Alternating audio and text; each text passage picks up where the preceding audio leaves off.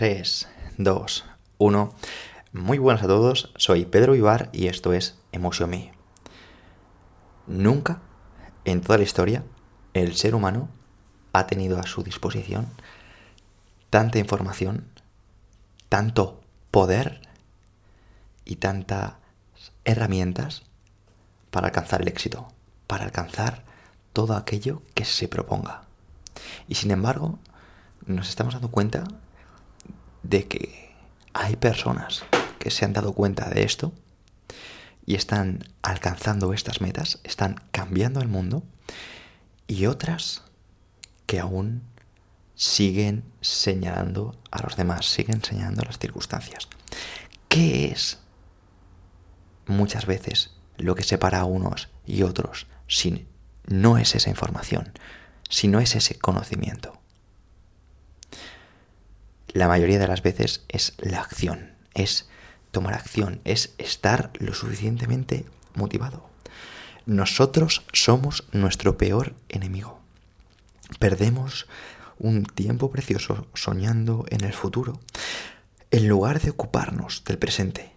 Como nada nos parece urgente, solo nos involucramos a media en lo que hacemos. Y la única manera de cambiar es mediante la acción y la presión externa. Ponerse en situaciones en las que te juegues la piel. Si no puedes permitirte perder, no perderás. Corta tus lazos con el pasado. Entra a territorio desconocido, donde debes depender de tu ingenio y energía para salir del apuro.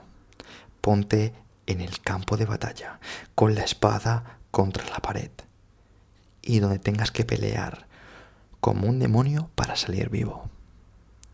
Esto puede sonar, algo metafórico. Esta idea de ponerse contra la espada y la pared para tomar acción puede ser el último recurso de algunas personas, o puede ser la herramienta necesaria que lleve a cabo el éxito de una persona. Arnold Schwarzenegger es famoso por su frase: no hay un plan B. Y hoy, en el episodio, vamos a recordar una de las anécdotas más famosas de la historia: la táctica de no retorno. En 1504, un ambicioso español de 19 años de edad llamado Hernán Cortés dejó sus estudios de Derecho y partió a las colonias de su país en el Nuevo Mundo, deteniéndose primero en Santo Domingo, isla que hoy comprende a Haití y República Dominicana, después en Cuba. Pronto supo de un lugar al oeste llamado México, un imperio rebosante de oro y dominado por los aztecas, con su magnífica y alta capital en Tenochtitlán. Desde entonces, Cortés solo tuvo una idea: algún día conquistaría y poblaría el territorio de México. En los 10 años siguientes, Cortés ascendió poco a poco hasta convertirse en secretario del gobernador español de Cuba y después en tesorero del rey de la isla. En su mente, sin embargo, solo esperaba su oportunidad. Aguardaba pacientemente mientras España enviaba a otros hombres a México, muchos de los cuales nunca regresarían.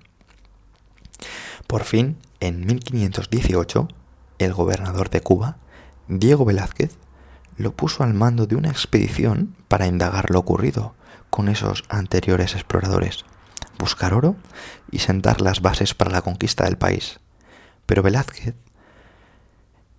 quería realizar esa futura conquista, así que para tal expedición necesitaba un hombre al que pudiera controlar, y pronto tuvo dudas de Cortés, quien era quizá demasiado astuto.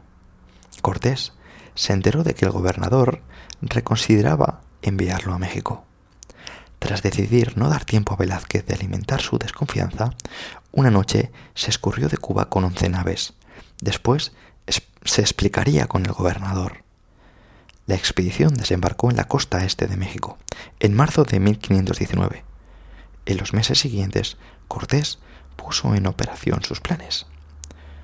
Fundó la ciudad de Veracruz, formó alianzas con tribus locales enemigas de los aztecas y estableció el contacto con el emperador azteca, cuya capital se hallaba a unos 400 kilómetros al oeste. Pero un problema importunaba al conquistador.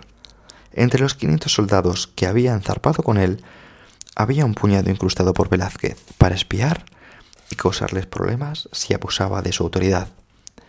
Estos partidarios acusaron a Cortés de malversar el oro que reunía, y cuando quedó claro que se proponía conquistar México, esparcieron rumores de que estaba loco, acusación más que convincente contra un hombre que planeaba lanzar a 500 soldados contra 500.000 de aztecas, feroces guerreros de quienes se sabía que comían la carne de sus prisioneros y vestían su piel como trofeo.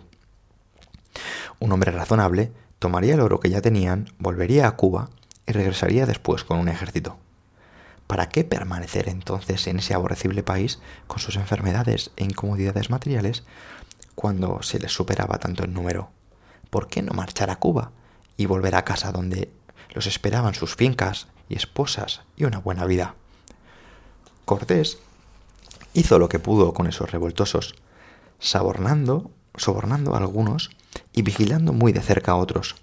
Mientras tanto, intentó establecer una firme armonía con el resto de sus hombres, que los descontentos no pudieran dañar.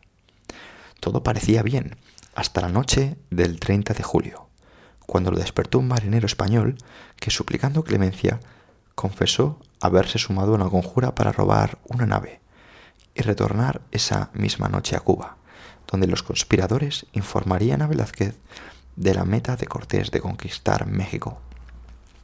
Cortés comprendió que ese era el momento decisivo de la expedición, su punto de inflexión.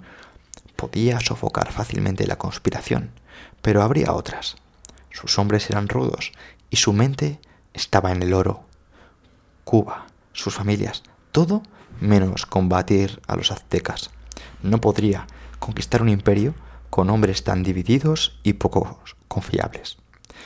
Pero ¿podía llenarlos de energía y concentración para la inmensa tarea que encaraba? Luego de pensarlo, decidió emprender una acción rápida. Capturó a los conspiradores e hizo colgar a 2 de los cabecillas. Más tarde, sobornó a sus pilotos para que abrieran hoyos en las naves y dijeran después que los gusanos habían corroído los maderos de las embarcaciones, dejándolas inservibles. Fingiendo alterarse por la noticia, Cortés ordenó que lo recuperable de las naves se llevara a tierra y luego se hundieran los cascos, y los pilotos obedecieron.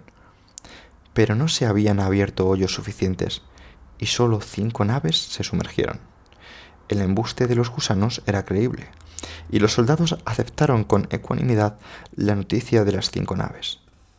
Pero cuando días después ya habían encallado más naves y solo una seguía a flote, resultó claro para ellos que Cortés lo había dispuesto todo. Cuando convocaron a una reunión, su ánimo era rebelde y sanguinario. No era momento para sutilezas. Cortés se dirigió a sus hombres. Era responsable del desastre, lo admitió, lo había ordenado, pero ya no había marcha atrás. Podían colgarlo, pero estaban rodeados de indígenas hostiles y no tenían embarcaciones. Divididos y sin jefes, perecerían. La única opción era seguirlo a Tenochtitlán. Solo conquistando a los aztecas, volviéndose amos de México, podrían regresar a Cuba vivos.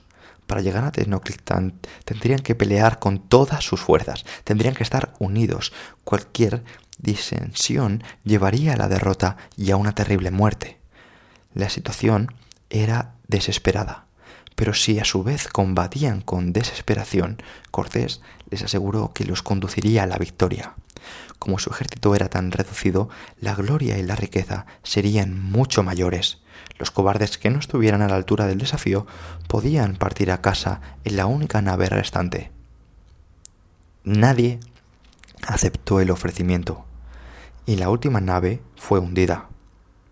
En los meses siguientes, Cortés mantuvo a su ejército lejos de Veracruz y la costa. La atención de todos se centró en Tenochtitlán, el corazón del imperio azteca.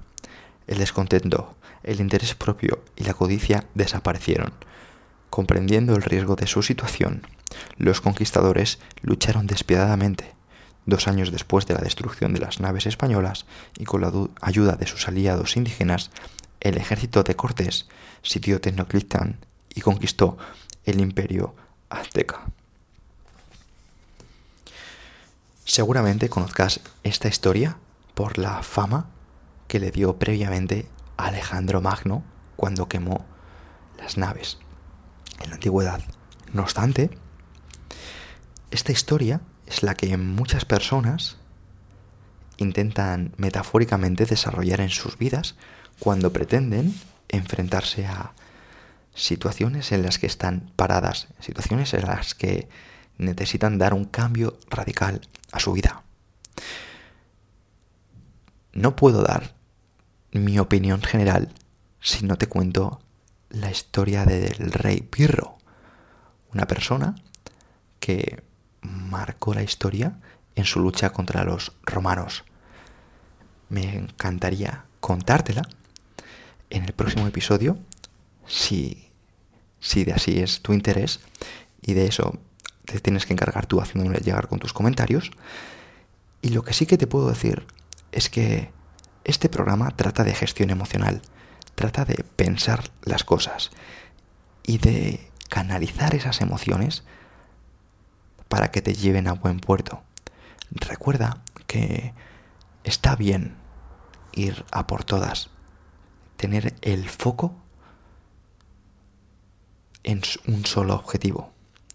No obstante, si estás pensando romper con todo para dedicarte a un emprendimiento o dedicarte a algo que te apasiona, no lo hagas hasta escuchar el podcast del Rey Pirro.